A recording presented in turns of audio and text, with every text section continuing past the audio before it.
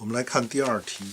第二题问：一个努力把身体献上当作活祭的信徒，在生命的品格与生活方式上应该有怎样的表现？如何做得到？那么这是非常实际的题。那么实际上讨论的时候呢，更应该着重在启发每个人发表自己的见解，那么谈自己的心得上。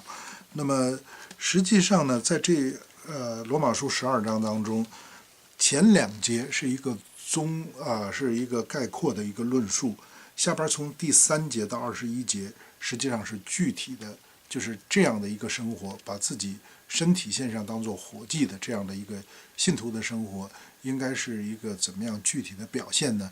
那么这是后边这些的具体的内容，谈的都很具体。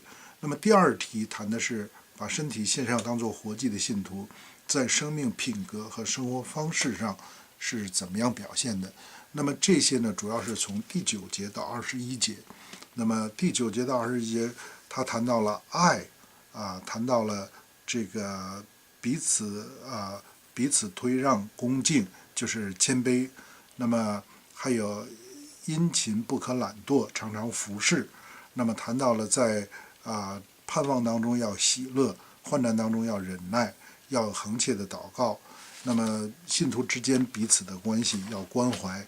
那么还谈到这样的品格，就是逼迫你们的人要给他祝福，只要祝福不可诅咒。那么还要与喜乐的人同乐，与哀哭的人同哭。那么另外又谈到这个谦卑的问题，那么强调的是不要以恶报恶，那么要以善胜恶。那么众人以为美的事要留意去做，那么要做一个与众人和睦的人，那么不可为自己伸冤宁可让步，听凭主怒。那么这些都是怎么样对待仇敌，这些都是品格，都是基督徒生命的品格。那么生活方式呢，就是要圣徒缺乏要帮补，客要一味的款待。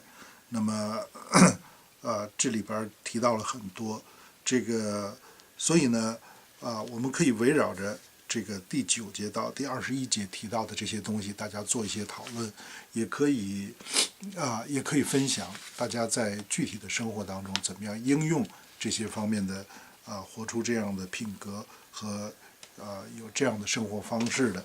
那么最后一问呢，是说如何做得到？如何做得到呢？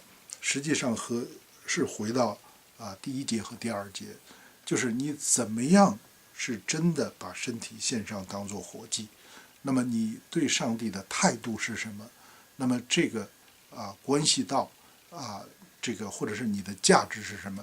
这个直接关系到你怎么样活出这样的品格和生活方式来。所以呢，这些如果具体谈的这些品格和生活方式，你可以是一个具体的目标和具体的尺度，在生活当中你努力可以做得到。但是呢，这些不是一个生命真正的从里到外活出来的。从里到外活出来的是上帝给我们的生命。这个呢，它的根源在于我们与上帝的关系，我们用什么样的态度对待上帝。那么这是最根本的地方。当我们真正能够做到把自己当作活祭献在神的祭坛上，那么这一切是上帝给我们的，从里到外发展出来的。所以我们建立在圣经的这个属天的价值上，所以我们的品格会改变，我们的生活方式会改变，我们就会做出主要我们所做的这些内容。那么这是第2题。